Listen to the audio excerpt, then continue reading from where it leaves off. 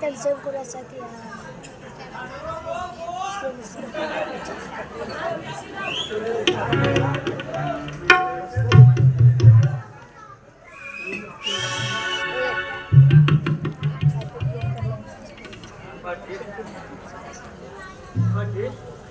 चला वाईट दोन घास खाऊन घ्या. असं कुठवर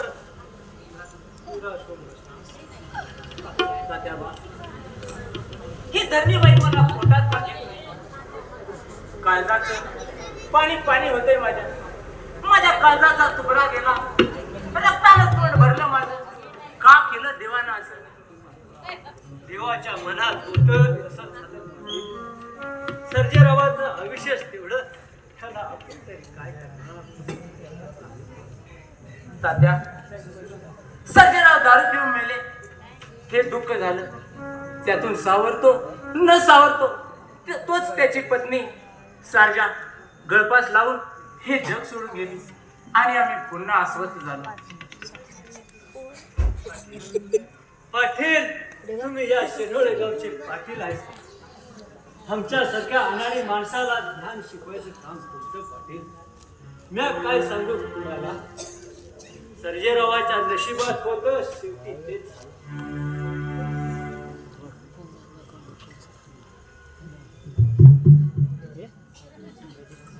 नमस्कार पाटील. या साहेब, मी तुमचीच वाट पाहत होतो. काही तपास लागला का? तपास लागला नाही, पण मी खात्रीशीरपणे सांगतो, या केस मध्ये मी लक्ष घातलंय. पण जोपर्यंत या खुनाचा तपास लागणार नाही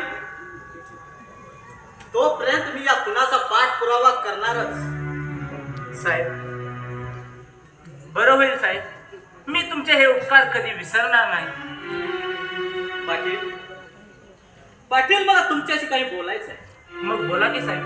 अडखळता कशासाठी? तात्याबा, कृपया तुम्ही जाऊ शकता. बरं पाटील, येतो मी. या तुम्ही. कारण मला जे बोलायचं आहे ते फक्त पाटलांशीच. बोला साहेब. पाटील, मलाही दुःख होतंय. तुमच्या भावाचं आणि भावसईचं निधन झालं. फक्त निधन नाही तर अपघाती निधन होऊन झाला. पण मला एक सांगा, तुमचे व तुमच्या भावाचे संबंध कसे होते हो? नाही म्हणजे भांडण तंटा वगैरे? काय सांगू साहेब, अगदी राम लक्ष्मणासारखं प्रेम होतं आमचं एकमेकावर. तो जरी धाकटा असला, एक शब्दानं नाही दुखावलं मी त्याला कधी. पाटील, गोष्टीच अशा घडल्यात की मला संशय येतोय. संशय? संशय आणि माझ्यावर? साहेब, तसं जर असेल तर ते तुमचं पिस्तूल घ्या आणि गोळ्या घाला माझ्या छाताला. जगायची आशा नाही मला. सर्जा गेला, सारजा गेली, आता तरी कोणासाठी जगू? त्याच्या आधी मला मरण आलं असतं तर बरं झालं असतं. हे पा पाटील, तुम्ही जरा शांत व्हा. तुमच्या भावाचं प्रेत सापडलं. त्याला दारूचं व्यसन होतं. दारूनं त्याचं निधन झालं असं वाटलं सर्वांना. पण पोस्टमार्टम केल्यावर सगळ्यांना समजलं सर्जेरावांना विष प्राशन केलं नव्हतं. त्यांच्या दारूतच कोणतरी विष टाकलं आणि त्यातच त्यांचा मृत्यू झाला. असंच झालं साहेब, असंच झालं. ही घटना घडल्यानंतर 8च दिवसात गळपास लावून घेऊन त्याच्या बायकोनं सुद्धा आत्महत्या केली. नवऱ्याच्या विरहानं पत्नीनं आत्महत्या केली. सारख्याला दुःख सहन झालं नाही. तिने गळपास लावून घेतलं असं वाटलं सर्वांना.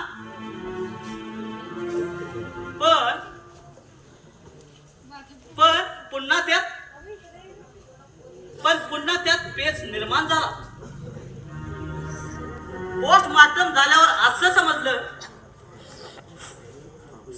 सुगंधाचा प्रथम गळात आपण खून केला आणि नंतर त्याला दोरखंड बांधून तिला घरात लटकवलं. काय काय सांगता का साहेब? बोटांचे ठसे त्याच्या गळ्याभोवती आढळून आले. त्यावरून हे दोन्ही खुनच होते. साहेब, हुडकून काढा त्या गुन्हेगारांना. माझ्या भावाचा आणि भावजाईचा खून करणाऱ्या गुन्हेगारांना शिक्षा झालीच पाहिजे. पाटील, तुम्हाला जमीन किती आहे हो? 60 एकर बागायत आहे. मला एक सांगा,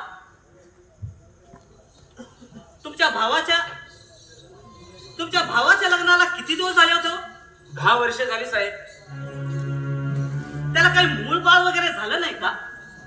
नाही साहेब, डॉक्टर इलाज केला, मोठमोठे दवाखाने पालते घातले, पण त्याचा काही उपयोग झाला नाही. मुलासाठी त्यानं दुसऱ्या लग्नाचा हट्ट वगैरे धरला नाही का? अहो साहेब, रागू महिन्यासारखं प्रेम होतं एकमेकांचं दोघांत. मी सर्जेरावाला बऱ्याचदा सांगितलं दुसरं लग्न कर म्हणे, पण मनाला माझ्या सर्जाला सोबत आणायची नाही. पाटील, सर्जेराव फार दुर्दैवी आहे. एवढं ऐश्वर्य संपन्न आयुष्य असताना नीतीनं त्याच्याशी क्रूर खेळ केला.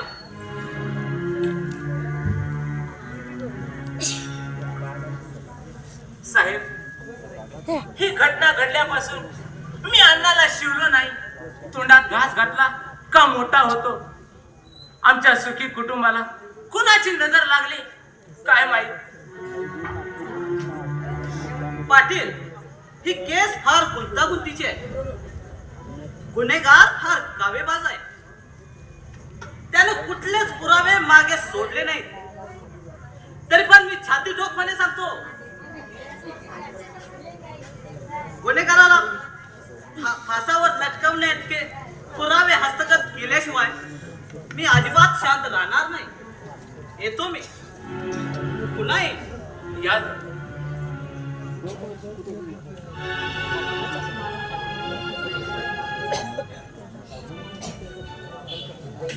इन्स्पेक्टर, तुम्ही कितीही पराकाष्ठा केली तरी या खुनाचा तपास लागणं शक्य नाही. कारण गुन्हेगार फार कावेबाज आहे. त्यानं गुन्हा केला तो काय फासावर लटकण्यासाठी नाही, तर स्वतःचा स्वार्थ साधण्यासाठी, स्वतः सुखी होण्यासाठी. होय, 15 दिवसापूर्वी आमचे धाकटे बंधू स्वर्गवासी झाले आणि त्यानंतर 8च दिवसात त्याची पत्नी सारजा हे जग सोडून गेली.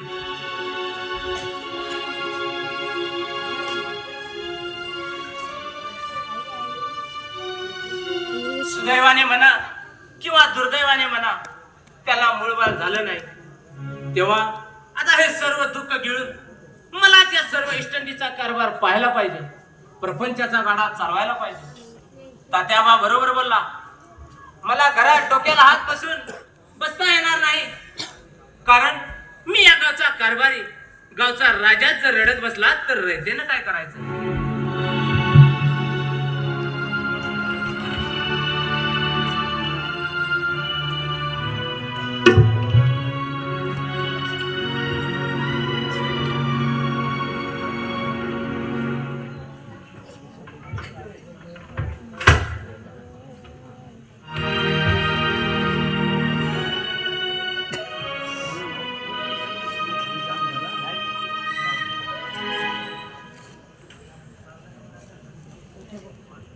माणूस झाला माणूस केला जे की बारका, गुंडगिरीचा विषारी विळका, जुगार, दारू, बाई, बाटली, लाज वशिलेबाजी साठली. राव बुडाले चैनीमध्ये, रंग राहिला भुका, स्वार्थी खुनसी मानव बनला, जातीभेदाची भडकली ज्वाला, खोट्या प्रतिष्ठेसाठी वाजवी अभिमानाची डंका. अशी या जगाची रीत झाली आहे. यात ही आमची शेनोळी, या शेनोळी वाडीची जनता सुखी समान नांदत होती. पण गावात भानगडीत बड्या वारल्या. त्यामुळे या गावाला भानगडी मनाची वेळ आली.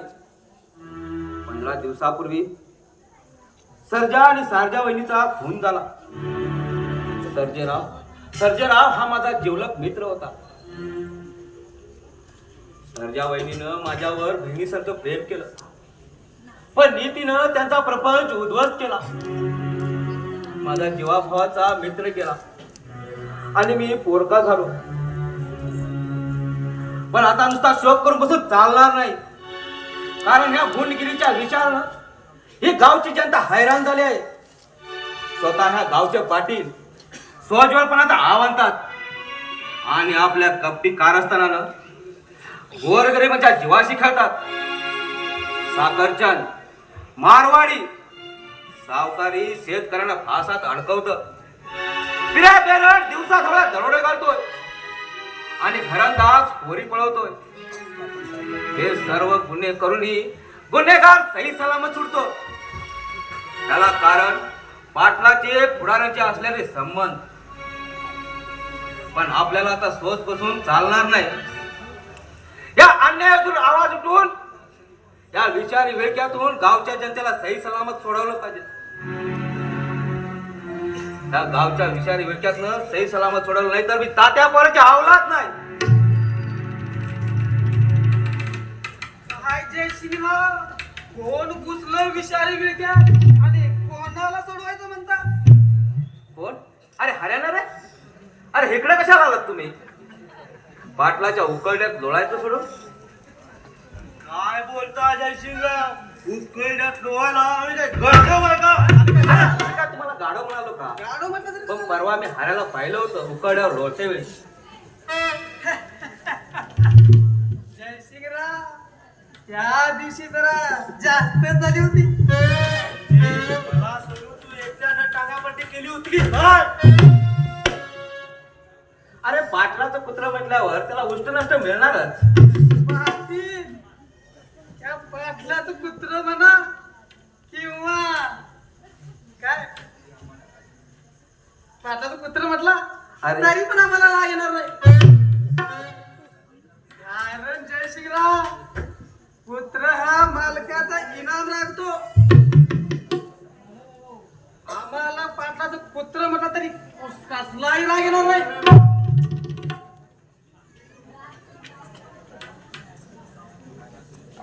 अरे माझं आणि काय काम केलं तुम्ही?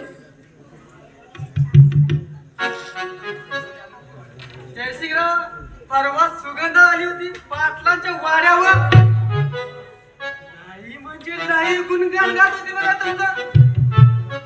आणि काय जयसिंगराव, तुमच्याशी काहीतरी बोलायचं म्हणत होती बघा. जयसिंगराव, या डाव साधून पटाडी अजून कोणाच्या हाती चढलेली नाही. अरे पोरीवर भुलाला मी काय तुमचा पाटील वाटलो की काय? अरे जर तिने माझी स्तुती केली असेल तर ती चांगल्या भावनेनं.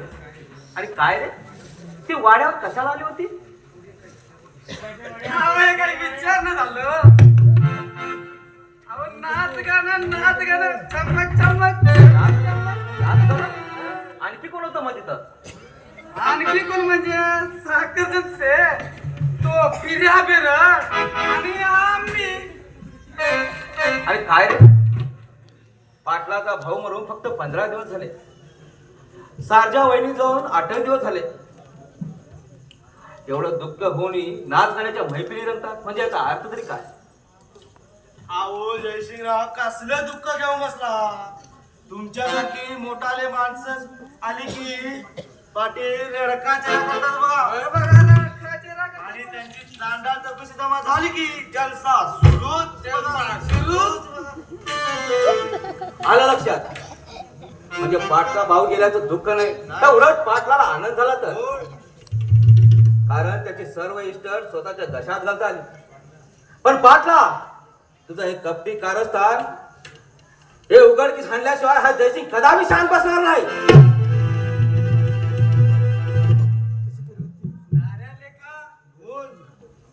आपण याला सगळं सांगितलं आणि हा जयशिंगराव रागानं लाल बुंद होऊन निघून गेला. आता मला तर भ्या वाटत. याने जर का ते सगळं कारण आमचं पाटलाला सांगितलं, पाटला मला अरे अरे हा जयसिंग शाना माणूस तो आपलं नाव कदापिच सांगणार नाही बघ. नाही आपण तर वाईट सांगलो बा या पाटलाची चाकरी करू. मी आहे नोकर गडी करतो ही नोकरी आहे नोकर गडी करतो ही मी नोकरी काम करतो झटपट जेवण करतो फटफट अशी आहे नोकरी काम करतो झटपट जेवण करतो फटफट अशी आहे नोकरी आहे नोकर गडी करतो ही मी नोकरी मी आहे नोकर गडी करतो ही मी नोकरी काम करतो झटपट जेवण करतो पटपट अशी आहे नोकरी काम करतो झटपट जेवण करतो पटपट अशी आहे नोकरी.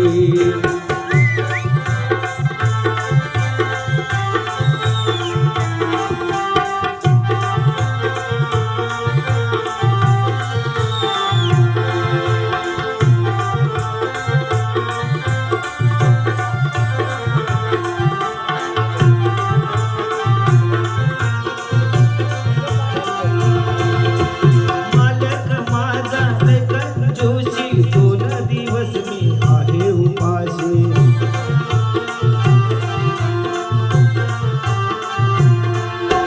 मालक माझा कंजूसी 2 दिवस मी आहे उपाशी 1000 या घरात 1000 या घरात आता तरी तो मी डाळ भाजी भाकरी आता तरी तो मी डाळ भाजी भाकरी आहे नोकर गडी करतो ही मी नोकरी आहे नोकर गडी करतो ही मी नोकरी काम करतो झटपट जेवण करतो पटपट अशी आहे नोकरी काम करतो काम करतो झटपट जेवण करतो पटपट अशी आहे नोकरी. इकडे झाडू मार तिकडे झाडू मार.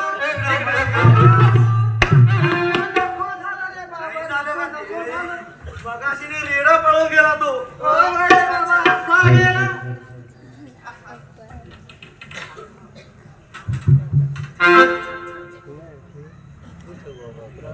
आपण त्याची चाकरी केल्या बिगर सहज ना गत बघ. व आपली अशी गरिबी म्हणून त्याचा आपण ऐकायलाच पाहिजे. आणि काय अरे पाटील म्हटला बैल गब ना आपण म्हणावं नको आहे ना. काय सांगायचं हऱ्या आमच्या आजीच्या काळात तेव्हा लई श्रीमंती होती बघ. तुमच्या आजीच्या काळात लई श्रीमंती होय. ती कशी रे सांगतो थांब. सांग सांग अरे कुठं काय होती तुमच्या आजीची श्रीमंती कसली होती सांगतो थांब. आमच्या आजीने एक मोठा वाडा बांधला. तुमच्या आजीनं एक मोठा वाडा बांधला होय. आणि त्या वाड्याचं बांधकाम करायला माझ्या आजीला 10 वर्ष झाली. त्या वाड्याचं बांधकाम करायला तुझ्या आजीला 10 वर्ष लागली होय. आ, त्या वाड्याचं plan करायला परदेशातून इंजिनियर आले बघ. त्या वाड्याचं प्लॅन परदेशातून आले. आणि 500 गौंडी आणि 2000 मजूर. 500 गौंडी 2000 मजूर. तेव्हा त्या वाड्याला कामाला लागले तेव्हा तो वाडा तयार झाला बघ. तयार झाला नाही नेमका हो, झाला बघ. असेल बघशील ना. नाही. अरे लेका होय. एवढ्या कारागिरांनी 10 वर्ष काम केलं तो वाडा तयार झाला झाला असेल बाबा झाला झाला. माझ्या आजीचा वाडा म्हणजे एवढा मोठा झाला की एवढा मोठा झाला की त्या वाड्यात बाजारपेठ भरायचा बघ. त्या आजीच्या वाड्यात बाजारपेठ भरायची. होय. आणि त्या वाड्यात लांब लांबचे व्यापारी यायचे आणि दुकान मांडून बसायचे. राम रामाचे व्यापाऱ्याचे आणि दुकान घालून बसायचे. होय. आणि या शेंदुळी गावचे काय मरले होते का गेलेले का सर्वच गेले लक्ष्मी. असं आहे का? होय.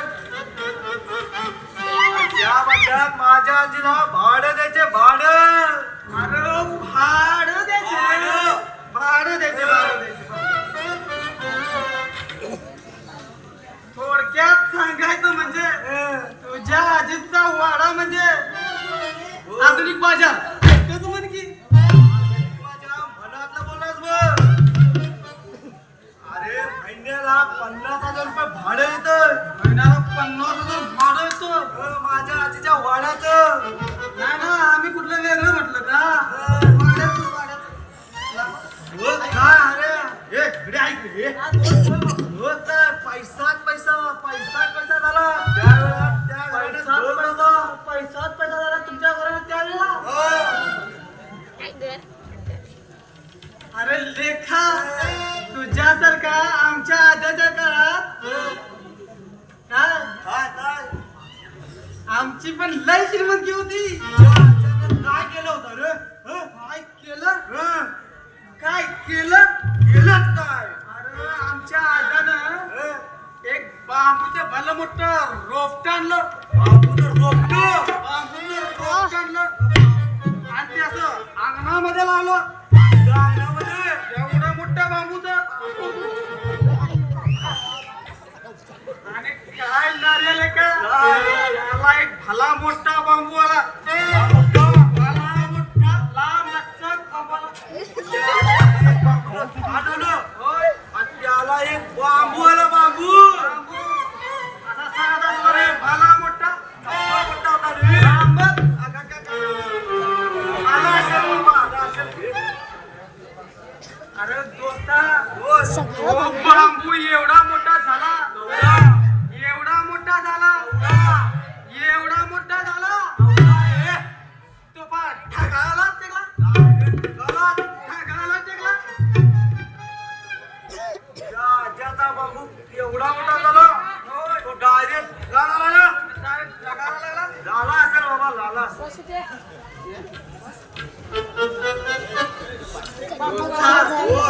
तर का केव्हा पण ह्या भागात दुष्काळ पडला तर माझा आजा काय करायचा? तो भला मोठा बांबू घेऊन तो थेट ढगाला लावायचा. ढगाला लावायचा. थेट ढगाला लावायचा. वाकडा नव्हता रे. नाही बाबा सरळ रेषेत वांब्यात असा होता. काय लोकांचे वाकडे राहते जाऊन सांगतो. नाही नाही बाबा माझ्या आजाचा बाबा सरळ सरळ म्हणजे सरळ होता. थोडा पण वाकडा नव्हता. आणि तो थेट ढगाला लावायचा.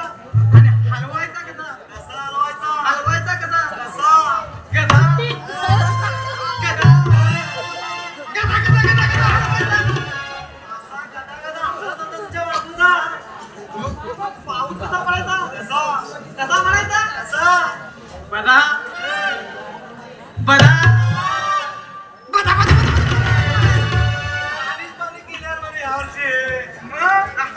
म्हणून चेन्नईत मी हलविलंच एक पाणीच पाणी झालं बघ. म्हणून लक्ष्मी कशी पावसात पोवली बघ पावसात. त्या आज्याचा बाबू लई स्ट्रॉंग आहे बघ. म्हणून तरी सगळ्या गावात मागणी होते.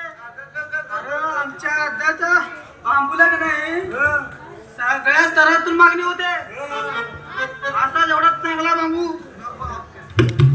आणि मग काय काय मग? कोणी पण असं तो बांबू न्यायचा मी पण. आणि वापरायचा आणि मग काय पैसे द्यायचे. पण ते मुंडा सकट नेतं रे कसं? आणि मुंडाचाकड कसं जेवढा हात चढून द्यायचा आणि मग काय? पैसाच पैसा पैसाच पैसा पैसाच पैसा झाला आमच्या घरात त्याला मग झालं असेल, झालं असेल. काय रे हऱ्या? तुझ्या आजाचा एवढा मोठा बाबू तुझा आजा कुठं राहते तुझा? अरे लेका तुझ्या आजीच्या एवढ्या मोठ्या त्या वाड्यावर मी पण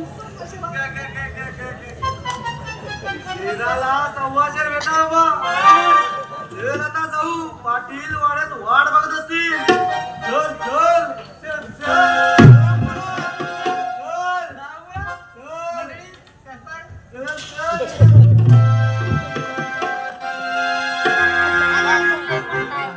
हे लावा दिलेला.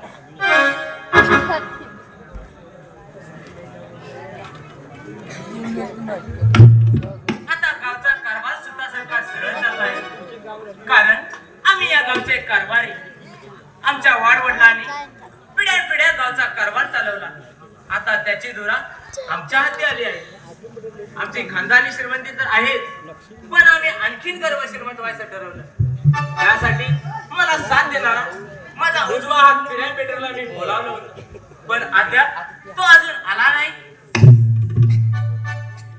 फिरायला घेऊन आलो मालक. अरे मग कुठं आहे तो? थांबला रामवनाच्या झोपडीत झिलीमुडीत असा नुसता भाग फूक गटवलाय. केवढा तो गडाला भाग फूक पप्पू गेले. कुठं हाय का बोलव तर त्याला. एवढा अरे लवकर बोलवलं होतं त्याला. येईलच उत्तर. जरा विशी रोट्या त्यास कुराड काढूस. लांब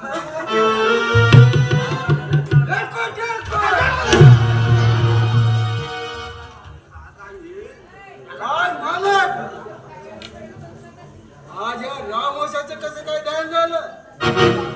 बिर्या, तू माझा उजवा हात, माझा जीवलग मित्र. अरे मग चांगल्या वाईट प्रसंगी तुझी आठवण येणारच. मग सगळं चांगलं आहे ना वा? काही संकट नाही म्हणजे संकट असेल तर सांगा.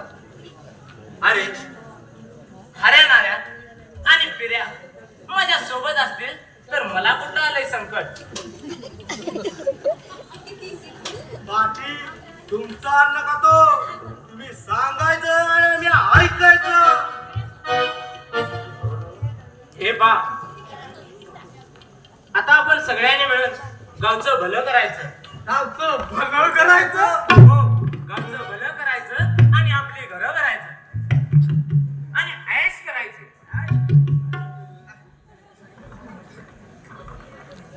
लोकांच्या डोळ्यामध्ये धूळ फेकायची आणि साखरचंद सावकारांनी लोकांना व्याजाने पैसा पुरवायचा.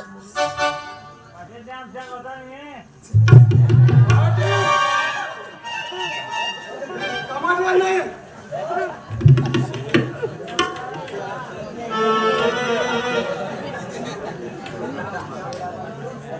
साखरचंद सावकारांना लोकांना पैसा पुरवायचा, दामदुप्पट व्याज लावून घर जमिनी जप्त करायच्या.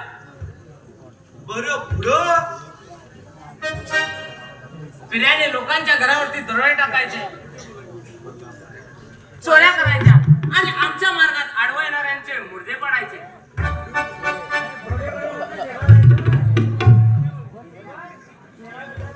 तुम्ही सांगितलेलं काम मात्र कमी पडेल.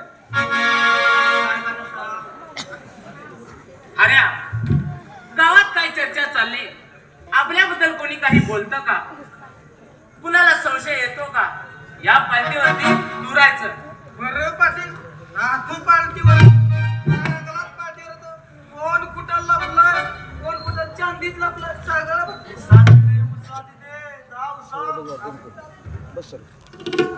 आणि आपल्या रात्री रंगवायला फटाकड्या पोरी शोधायचं काम नाऱ्याचं.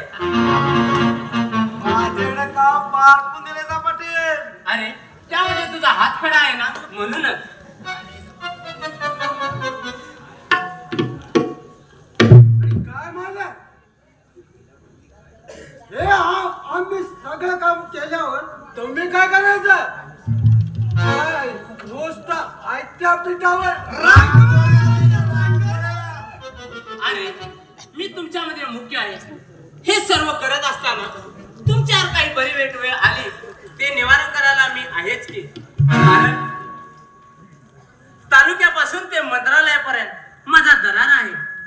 मग ठरलं तर अशा पद्धतीनं आपण सर्वांनी मिळून गावचं भलं करायचं. म्हणूनच म्हणतो, गावच्या नावानं चांग भलं, गावच्या नावानं चांग भलं.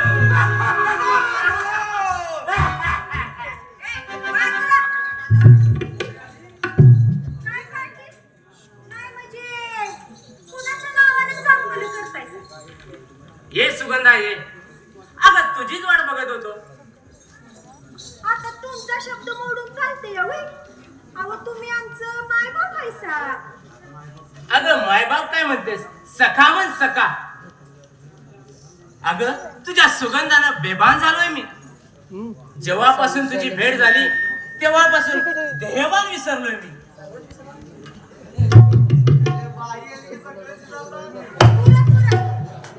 लय स्तुती करू नका समाज. खरं आहे पटे आज फुगंडीच्या आवाजात आणि रोबोवर मी सुद्धा पाहिलं. मग सुगंधे, किती जण पाहिले तुझ्या रूपावर?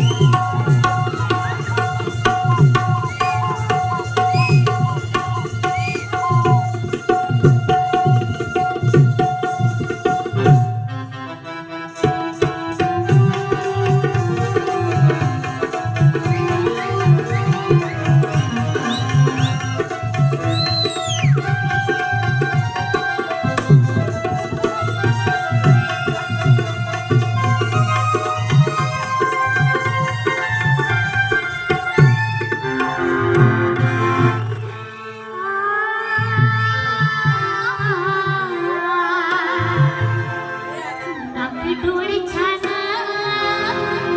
रंग गोरा गोरा पान.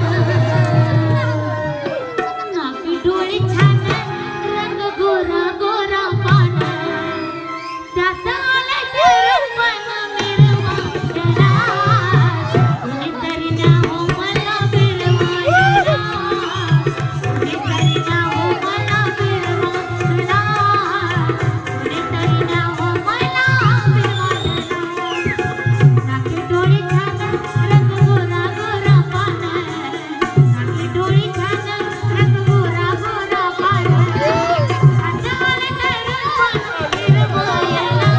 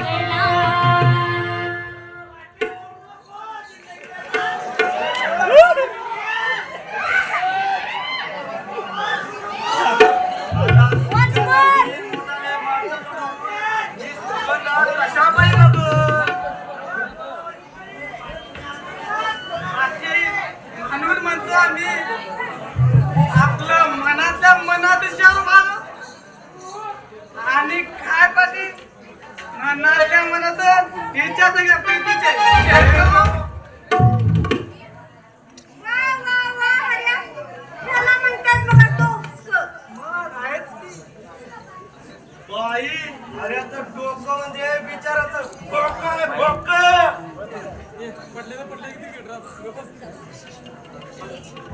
बरं सुगंधा, असं नमनातच किती तेल जाणार, घर की सुरुवात. असं म्हणतात. सुगंधाबाई, अहो, जाऊन द्या लावले. असं होय? ऐका.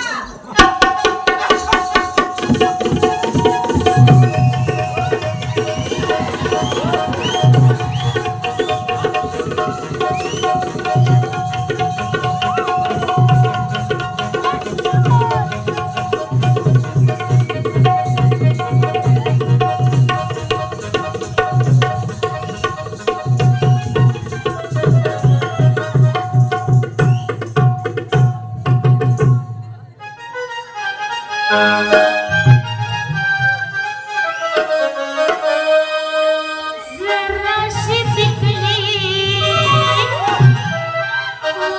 छान वाकली आहे मी अवघड झाडाची होय मी लाडाची ग होय मी लाडाची ग लाडाची